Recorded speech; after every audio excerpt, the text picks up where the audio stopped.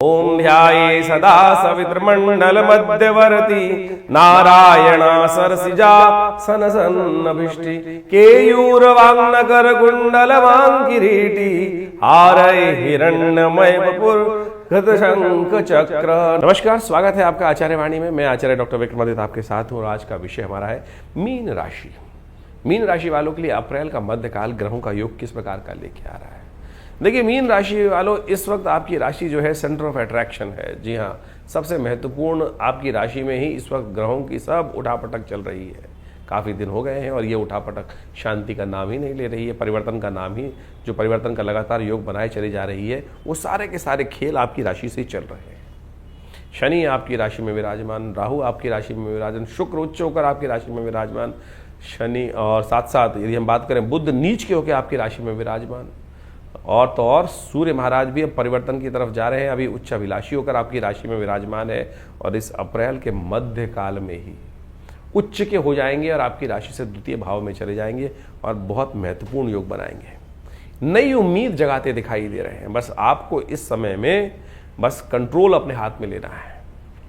Mean राशि वालों, इस वक्त ग्रहों का योग ऐसा बनता दिखाई दे रहा है कि जैसा सोचो वैसा आपके साथ हो जाए। जी हाँ, ये शायद आपको किसी ने बताया नहीं होगा ज्योतिष के दृष्टिकोण से। इस वक्त अप्रैल के मध्यकाल में ग्रहों का योग ऐसा परिवर्तन की तरफ जा रहा है। शुक्र महाराज मार्गी हो जाएंगे, मार्गी होकर शक्ति में आ जाएंगे। राशि परिवर्तन का विशेष तौर पर जो योग तो बाद में बनाएंगे, लेकिन अभी मार्गी होना, बुध का शनि के नक्षत्र में प्रवेश करना, सूर्य का मंगल की राशि में प्रवेश करके उच्च का हो जाना, तो ये सब के सब बड़े महत्वपूर्ण योग आपके लिए बनकर तैयार है। ऐसे में कई खास स्थितियां आपके लिए बहुत अनुकूल होती दिखाई दे रही हैं। ऐसे में आपको बस शांति के साथ चलना है। जब ग्रहों का परिवर्तन इस प्रकार से तेजी से हो रहा हो तो हमें क्या होता है, हम ड्राइवर सीट पे अपने भाग्य को चलाने के लिए होते हैं, तो हमको बड़ी सावधानी से गाड़ी जीवन चलाना होता है। गाड़ी चलाएं, जीवन चलाएं, तो आपको कब कहाँ 7.5 का दौर चल रहा है आपकी राशि में, ध्यान रखना पड़ेगा। आपको खास तौर पर कुछ खास उपाय लगातार करने पड़ेंगे। लेकिन इस अप्रैल के मध्यकाल में ऐसे योग बनने वाले हैं कि शनि को एक छोटा सा उपाय बना सकता है। शास्त्र के दृष्टिकोण से बात करें, केवल ऐसी नहीं कपोल कल्पित कल्पनाओं के माध्यम से, वो सारे सूत्र सिलसिलेवार तरीके से हम आपको बताने जा रहे हैं। चाहे आप छोटे हैं, चाहे आप बड़े हैं, चाहे आप व्यवसायी हैं, चाहे आप नौकरी वाले हैं, उन सब के लिए इन सब से परिवर्तन का योग बनने वाला। नहीं तो शनि महाराज, ध्यान रखना, व्यवसाय भी बिगाड़ेंगे और खास तौर पर नौकरी वालों को भी कष्ट देंगे। जो बिना विवाह वाले हैं उनको भी कष्ट देंगे और साथ साथ जो विवाह वाले हैं उनका भी द्वंद्व बढ़ाते दिखाई दे रहे हैं। लेकिन सूर्य का परिवर्तन आपके लिए एक इच्छाधारी योग बनाता दिखाई दे रहा है। ध्यान कर लीजिए कैसे, कब, क्या उपाय, कौन सा रास्ता आपको पकड़ना है, कौन सा रास्ता आपको किस प्रकार का योग बनाएगा, देश काल परिस्थिति क्या आपके साथ खेल खेलेंगी, वो आपको समझने की आवश्यकता है। 11 तारीख से आरंभ करते हैं। 11 अप्रैल शुक्रवार का दिन है, चतुर्दशी उस दिन तिथि है। जो चैत्र का महीना चल रहा है, अंतिम 2 दिन बाकी हैं उसके परिवर्तन में, उसके बाद वैशाख का महीना आरंभ होगा। तो आप समझ लीजिए इस दिन ग्रहों का योग क्या है। इस दिन चंद्रमा परिवर्तन की तरफ जा रहे हैं और साथ साथ बुध भी परिवर्तन की तरफ जा रहे हैं। बुध महाराज जो मार्गी स्थिति में हैं वो सूर्य शनि के नक्षत्र उत्तरा भाद्रपद नक्षत्र में प्रवेश करते दिखाई देंगे और ये आपके लिए आपकी राशि के दृष्टिकोण से महत्वपूर्ण रहेगा। ये आपकी चीज़ों को ऑर्गेनाइज करने में रास्ता बनाते दिखाई देंगे। अच्छा रहेगा। ग्रह नक्षत्रों का योग अच्छा दिखाई दे रहा है। साथ साथ बृहस्पति के से दृष्ट होकर जो चंद्रमा आपके राशि के दृष्टिकोण से बहुत सुंदर योग बनाते दिखाई दे रहे हैं, वो आपके लिए बहुत अनुकूल है। देखिए, आपकी राशि के दृष्टिकोण से आपके जो राशि में बात कर रहे हैं, तृतीय भाव में बैठे हुए बृहस्पति, सप्तम भाव में चल रहे चंद्रमा को आपको शक्ति प्रदान कर रहे हैं। बहुत सारी चीज़ें आपको समझ में आ रही होंगी।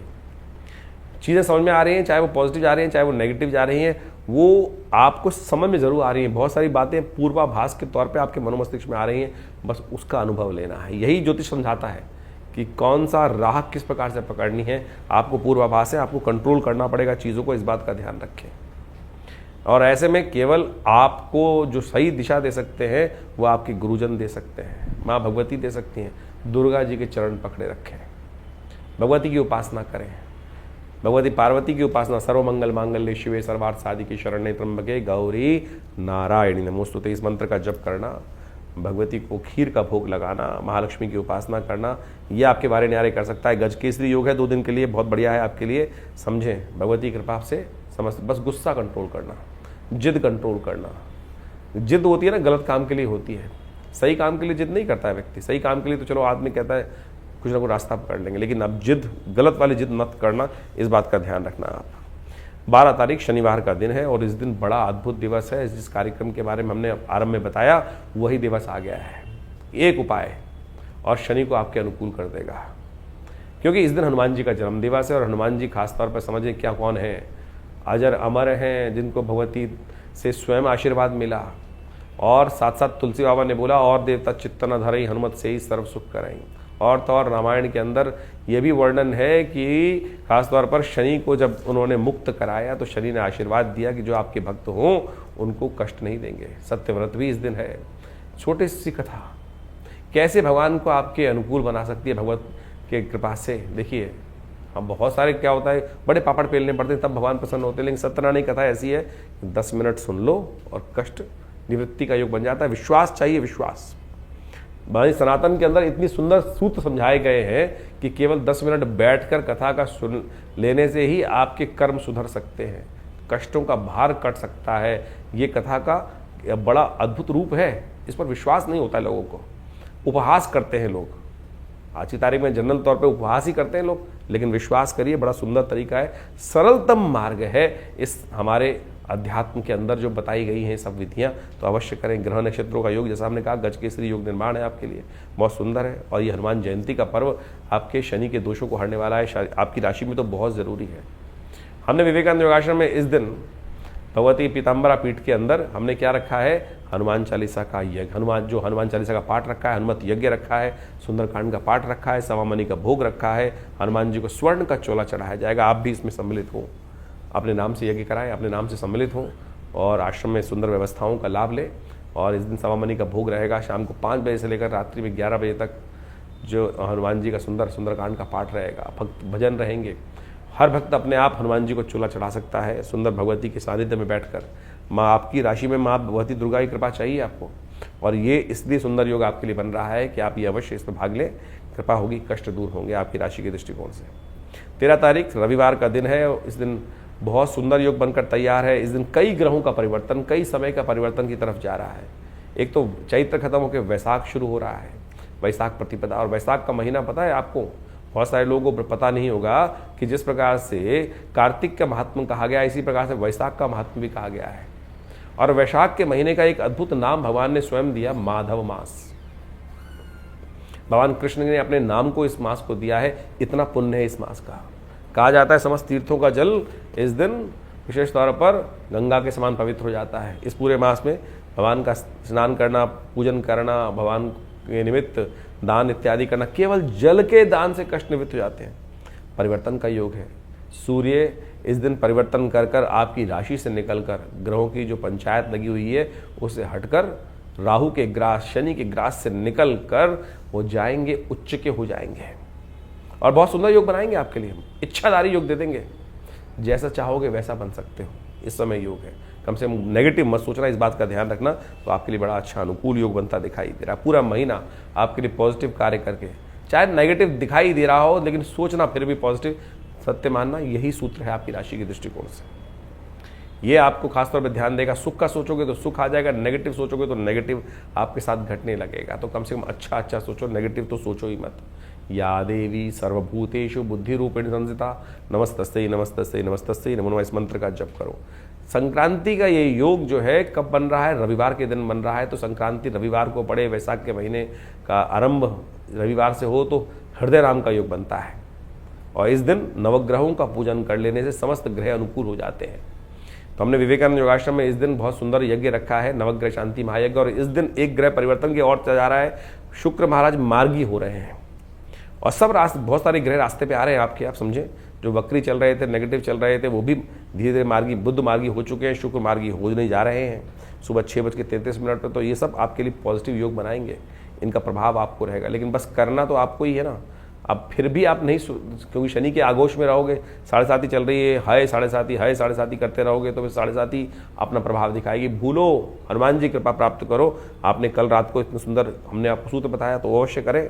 देखिए परिवर्तन का योग है। हमने विवेकानंद योगाश्रम में इस दिन सुबह 8 बजे से यज्ञ रखा है, जो नवग्रह शांति महायज्ञ गायत्री यज्ञ रहेगा। तो गायत्री का स्तवन करना सबसे कल्याणकारी रहेगा। इस दिन हृदय नाम के योग के कारण से, भगवान सूर्य की उपासना करने से बहुत लाभ के योग बनते हैं। देखिए इस वर्ष का जो मालिक है, जो राजा है, वो सूर्य है, मंत्री भी सूर्य है। तो इस वर्ष पूरे सूर्य का नेगेटिव प्रभाव कई मामलों में देखने को मिल सकता है। पूरे विश्व में आक्रोश बढ़ता दिखाई देगा। देखिए अभी दिखाई दिया आपको, एक अमेरिका ने पद बनाया तो उसके साथ साथ हर व्यक्ति अपने आप को राजा दिखाने की कोशिश कर रहा है कि तू एक पत्ता चलेगा तो हम 4 पत्ते चलेंगे। तो यही जो द्वंद्व है, ये सब के सब राजा बनने को तैयार है। ये स्थिति है, सबके सब गर्म होकर बैठ गए हैं। और जब राजा ही मंत्री बन जाए तो सोचो क्या स्थिति हो सकती है। विचार करने वाले लोग ही नहीं बचे हैं, विचार सही देने वाले। जो सोच रहा है यहां मियां मिट्ठू हो गए सब। यानी स्थिति ऐसी है कि राजा मंत्री और राजा स्वयं है, राजा के मंत्री भी स्वयं ही राजा बन गए हैं। तो क्या हो रहा है कि मंत्रणा देने वाले लोग सही नहीं मिलेंगे, तो ऐसे में फंस जाओगे। ऐसे में उपाय की आवश्यकता है। तो इसलिए सूर्य का उपाय जरूरी है, अवश्य करने का प्रयास करें, नहीं तो विश्व में कोलाहल के योग दिखाई देते हैं। और खासतौर पर ध्यान से कार्य करने की जरूरत है। देखिए भयावह गर्मी पड़ेगी, सूर्य राजा है तो गर्मी का प्रताप बढ़ने वाला है, अग्निकांड भयावह बढ़ने वाले हैं। और मंगल ऐसे में नीच के चल ही रहे हैं, दुस्साहस कर सकते हैं बहुत सारे लोग। तो आप शेयर मार्केट में यदि काम कर रहे हैं तो सावधानी साथ करें, रिस्क वाले कामों से बचें। तो ऐसे में ध्यान रखते हुए कार्य करें, सूर्य का उपाय करने का प्रयास करें। इस बार सूर्य जो है वो रात्रि में 3:20 में बदल रहे हैं। तो अगले दिन सूर्य की संक्रांति का जो पुण्य होगा अगले दिन होगा। तो उस दिन सूर्य, जब सोमवार के दिन सूर्य जो संक्रांति का पुण्य काल रहे, उसमें सूर्य उदय के बाद 2 कलश भरकर जल का दान करें, घी का दान करें, गेहूं का दान करें। ये सब उपाय शास्त्र में वर्णित है, इनको करना चाहिए। साथ साथ पंखे का, खरबूजे का, चप्पल का, जूते का, सूती वस्त्र का, ये सब दान करना शास्त्र में बताया गया है सूर्य के प्रभाव को पॉजिटिव करने के लिए। 14 तारीख का दिन सोमवार का अवसर रहेगा। संक्रांति का पुण्य हमने आपको बताया।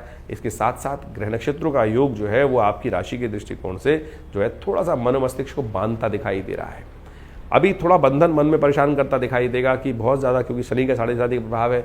ये मार्ग ठीक है कि नहीं है, ये मार्ग पर चले ना चले, थोड़ा सा आवश्यकता है गुरु निर्देश की। शांत रहिएगा, गुस्से में आएगा तो सब शांत हो, सब कष्ट खराब कर लोगे। इस वक्त ग्रहों का योग ऐसा है कि बुद्धि अन्य से छोटी छोटी बातों पे कुंठित हो रही है। तो ऐसे में आवश्यकता है आप भगवान शिव का अभिषेक करें, भगवान शिव पर जलधारा से अभिषेक करें, गंगा जल से अभिषेक करें, कल्याण होगा। 15 तारीख मंगलवार का दिन है और साथ साथ उस दिन द्वितीया तिथि विद्यमान है। इस दिन ग्रह नक्षत्रों के दृष्टिकोण से समझें, जो ग्रहों का योग परिवर्तन की तरफ जा रहा है, ये परिवर्तन आपके लिए अच्छा रह सकता है। लेकिन दिन आज महत्वपूर्ण कार्य करने के लिए नहीं है, थोड़ा अवॉइड करें। अगले दिन से कर लीजिएगा। रात्रि में चंद्रमा बदल के चले जाएंगे 8 बजे के बाद, उससे पॉजिटिव साइन आपको आने शुरू हो जाएंगे। मन धर्मरत हो जाएगा, मन शांत होने के योग बन सकते हैं। जो अभी एंजाइटी है रात अत्यधिक, जो इसलिए महत्वपूर्ण कार्य आज करना हो उसको कल पे टाल दें।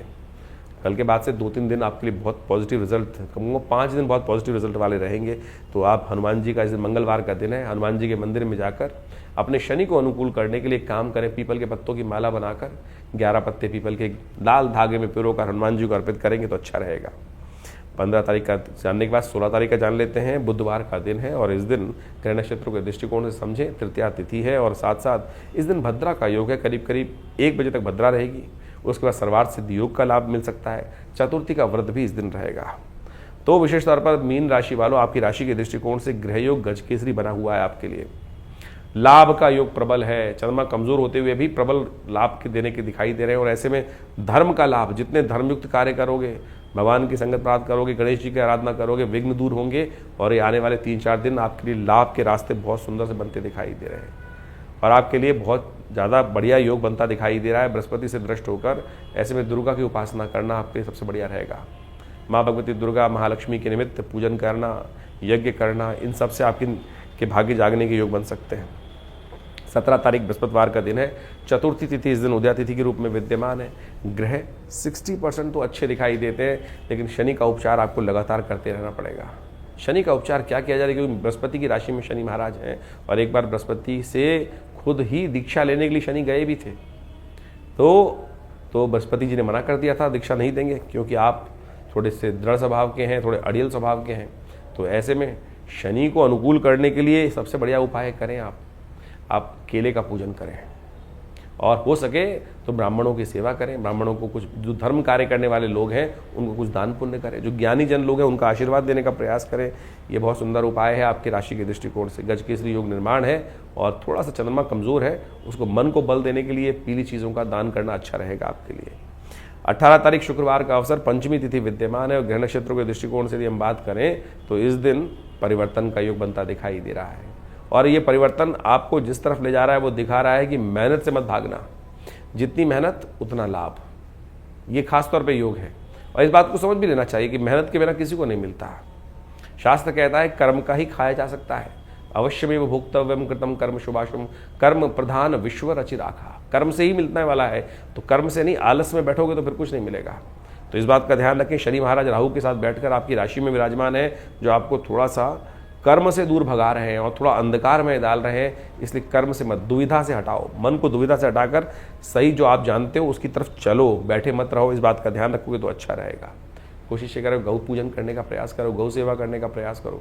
बहुत सारे लोग को हम जब गौ पूजा का उपाय बताते हैं, गौ की सेवा करने का उपाय बताते हैं, तो उनके साथ एक प्रश्न बहुत सारे लोग लिख के भेजते हैं कि भाई साहब हम कनाडा में हैं, अमेरिका में हैं, वहाँ गौ पूजा नहीं हो सकती, तो क्या करें? उसके लिए आप एक काम कर सकते हैं, आजकल अपना पास एक गल्ला बनाइए, उसमें गौ सेवा के लिए उस दिन उठा के जो भी आपकी सेवा है $1 डाल दिया उसमें, और जब भी कहीं गौशाला में सुंदर कार्य गए वहाँ उसको दान कर दिया। तो जहाँ चाह वहाँ राह, बहुत सारी व्यवस्थाएं हैं, आप उसको कर सकते हैं।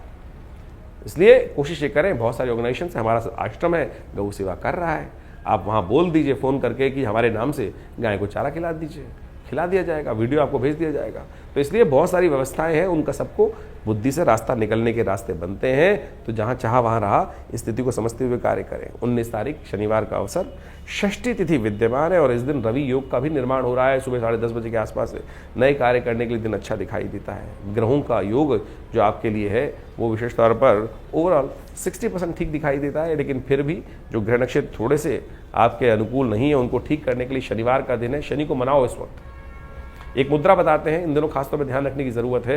ये शनि की मुद्रा है। अंगूठे को ये जो मिडिल फिंगर है इसके टिप से लगा देने से ये बन जाती है आकाश मुद्रा। इसका अभ्यास करिए और इसका अभ्यास करते हुए कम से कम शनि की एक माला जप कर लिया कि ओम प्रांग प्रींग प्रोंग से शनिश्चराय नमः, ओम प्रांग प्रींग प्रोंग से शनिश्चराय नमः। आपको अंगूठी पहनने की ज़रूरत नहीं पड़ेगी। आप हज़ारों रुपए, लाखों रुपए, पता नहीं, मेरे पास एक ज्योतिषी जी आए कुछ दिन पहले, पता चला उन्होंने 90 लाख रुपए का नीलम बेच दिया एक महान व्यक्ति को, और पता नहीं किस प्रकार से माइंड वॉश किया। अच्छा नीलम नहीं होता, ये नहीं होता है, वो नहीं होता है। किसी को गए थाईलैंड के अंदर, वहाँ बेच आए और खरीदने वाले खरीद भी लिए। अब आप समझें कि क्या स्थिति है आज की तारीख में। हम आपको बता रहे हैं कि ऐसा प्रयोग, ये मुद्रा शास्त्रोक्त है, इसको आकाश मुद्रा बोला जाता है। आपके हाथ में 5 उंगली हैं, अग्नि, वायु, ये अग्नि, ये वायु, आकाश, पृथ्वी, जल, ये बृहस्पति की, ये शनि की, ये सूर्य की, ये बुद्ध की, जानते आप भी हैं। और आप समझे ये मुद्राएं तालिकाएं हैं, अध्यात्म के अंदर बड़ा इंपॉर्टेंट रखती हैं। तो शनि को यदि ठीक करना हो तो इस मुद्रा का अभ्यास करो।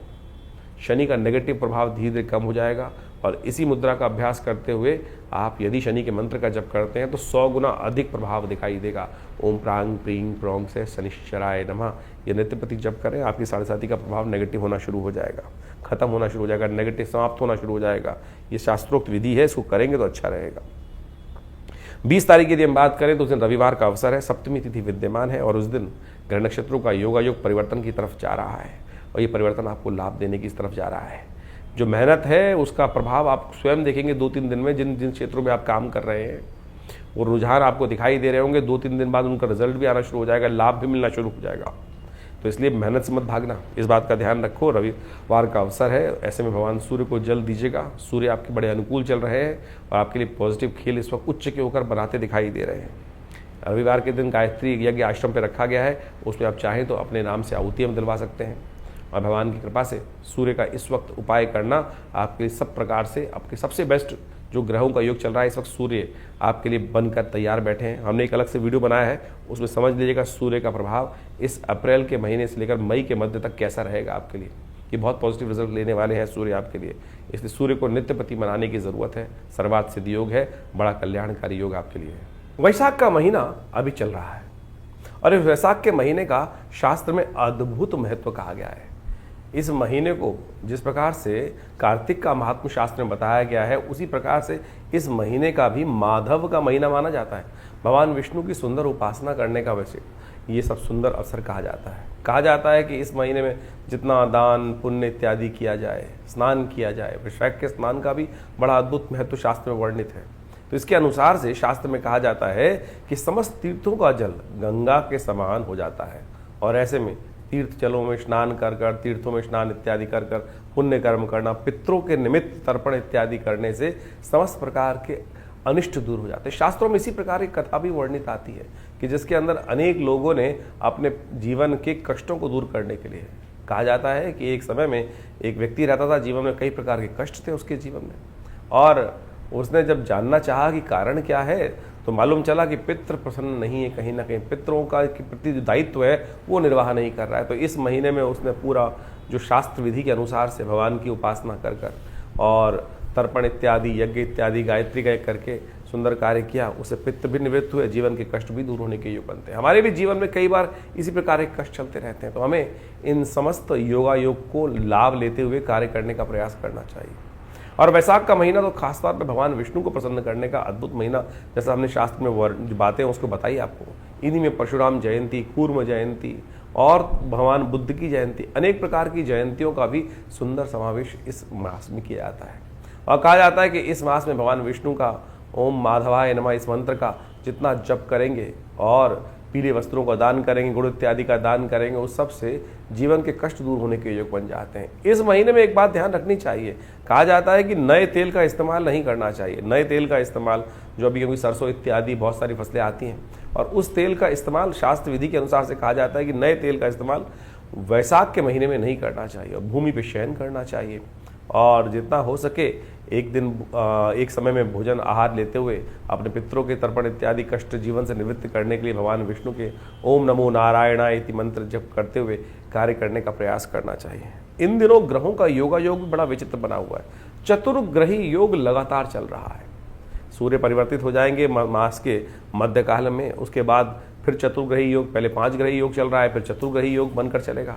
ये चतुर्ग्रही योग बड़ा प्रलंकार योग माना जाता है। इसके कारण से देखा जाता है कि कई बार प्रकृति में अप्रत्यक्ष घटनाएं घटती हैं, रोष बढ़ जाता है। और इस वक्त शनि के साथ राहु और बुध और शुक्र की युति जिस प्रकार से चल रही है, नीति कुनीति के मार्ग लगातार चल रहे हैं। और आप देख ही रहे हैं कि पूरे विश्व में कहीं ना कहीं हर कोने में, चाहे भारत हो चाहे विदेश में, कहीं ना कहीं उठापटक के योग लगातार चल रहे हैं। और ऐसे में ये स्थितियाँ थोड़ी कहीं विकट हो जाए, कोई जरूर ऐसा योग बन रहा है कि विकटता की तरफ स्थिति जा सकती है। तो ऐसे में विशेष तौर पर ध्यान रखते हुए कार्य करना चाहिए। इन दिनों लगातार काफ़ी वर्षों से आप देखें ये स्थिति चल रही है। कारण क्या है? कारण है उसका एक और, यदि इस्लाम के अनुसार से देखा जाए, ज्योतिष हर चीज़ को कालगणना के अनुसार से देखती है। हाजरी संवत के अनुसार से 14वीं सदी चल रही है, और 14वीं सदी जो वर्णन किया जाता है कि वो एक धर्म एक पंथ के लिए बहुत ज़्यादा हानिकारक है। और कहा जाता है कि जितना इस वक्त आघात लगातार कुरीतियों पर हो रहा है, शायद उससे पहले कभी नहीं हुआ। इससे ज़्यादा यदि आप लगातार देखें कि एक पंथ की, विशेष धर्म की जो कुरीतियाँ हैं उसके ऊपर लगातार आघात चल रहा है, और इसी कारण से वहाँ पर पूरे विश्व में लगातार जो स्थिति बनी हुई है, अशांति की स्थिति, ये भी एक कारण है। और साथ साथ हमारे यहाँ काल गणना के अनुसार से बीसी कही जाती है। ये दौरान रुद्र की बीसी चल रही है और 20-20 वर्षों की गणनाएं की जाती है, और साथ साथ हजरी संवत का अंतिम काल चल रहा है। तो ये कहीं ना कहीं विश्व को अशांति की तरफ ले जाता हुआ माहौल बनता दिखाई दे रहा है। ऐसे में विशेष तौर पर हमको ध्यान रखना चाहिए। और इस वर्ष 2082 का जो हम काल गणना आपको कुछ दिन बताई थी, संवत 2082 जो आरंभ हुआ, बहुत सारे लोगों को इस बारे में भ्रांति हो जाती है कि साल 2082 नहीं है साहब, संवत 2082 की बात करें, विक्रम संवत 2082 जो भारतीय काल गणना का वर्ष है, जो सिद्धार्थी नाम से संवत आरंभ हुआ है। उसका राजा सूर्य है, और सूर्य जब राजा बन जाते हैं, मंत्री भी राजा पद सूर्य के पास है, तो कहा जाता है कि गर्मी का विकराल पर्व, अग्निकांडों का विशेष योग पूरे वर्ष बनता रहेगा। तो देखिए, जब से ये वर्ष आरंभ हुआ है, जगह जगह अग्नि की घटनाएं लगातार बढ़ती चली जा रही हैं। तो ऐसे में हमको थोड़ा सा ध्यान रखते हुए कार्य करने का प्रयास करना चाहिए। योगायोग जिस प्रकार के बन रहे हैं वो कहीं ना कहीं नेगेटिव तरफ, अशुभता की तरफ ले जाते दिखाई दे रहे हैं। प्राकृतिक आपदाओं का, ये चतुर्ग्रही योग है, प्राकृतिक आपदाओं का योग भी बोला जाता है। और जब से ये योग बना है, देखें भारत के, विश्व के कितने कितने भागों में भूकंप, प्राकृतिक आपदाएं, बाढ़ इत्यादि के, तूफान इत्यादि के योग लगातार बनते दिखाई दे रहे हैं। सबसे बड़ा जो ये कुचक्र का योग जो है, ये कहीं ना कहीं विश्व में अशांति की तरफ ग्रह योग बनाता दिखाई दे रहा है। तो ऐसे में आप अपने भाग्य को सुदृढ़ करने के लिए जो आपको ग्रह गणना हमने बताई उसके अनुसार चलने का प्रयास करेंगे तो बहुत अच्छा रहेगा। ग्रह गणना विशेष तौर पर समस्त कष्टों को निवारण करने की तरफ जाती है। देखिए, काल, समय, जीवन जो है वो हमेशा परिवर्तन की तरफ जाता है। ऐसा कोई समय हो ही नहीं सकता कि जिसमें चीजें परिवर्तित ना हो, लेकिन परिवर्तन हमारे लिए शुभ हो जाए उसके लिए हमको कर्म करने की आवश्यकता है। जो हम कर्म करते हैं उससे हमारा भाग्य बनता है, और जो भाग्य हमें बनाने के लिए यदि कर्म अच्छा हो सकता है, समय खराब हो सकता है। ऐसे में जो अच्छे समय हैं उनको हमें ठीक करने के लिए विशेष तौर पर कई कार्यों को शुभ करने का प्रयास करना चाहिए। जो हमारे जीवन में भाग्य बनकर आया है, दुर्भाग्य बनकर आया है, वो हमारे कर्म से ही बना है। दुष्कर्म यदि अभी भी होंगे तो वो दुर्भाग्य को और बढ़ाने का प्रयास करेगा, और यदि शुभ कर्म होंगे तो आप मान के चले वो दुष्कर्मों को काटकर सौभाग्य का कहीं ना कहीं उदय करने के योग बना सकता है। तो इसलिए शास्त्र में जो कथाएं हैं वो हमको इस बात से अवगत कराती है कि हमको अपने जीवन में शुभ लगातार करने का प्रयास करना चाहिए और लोगों को शुभ करने की तरफ प्रेरित भी करना चाहिए।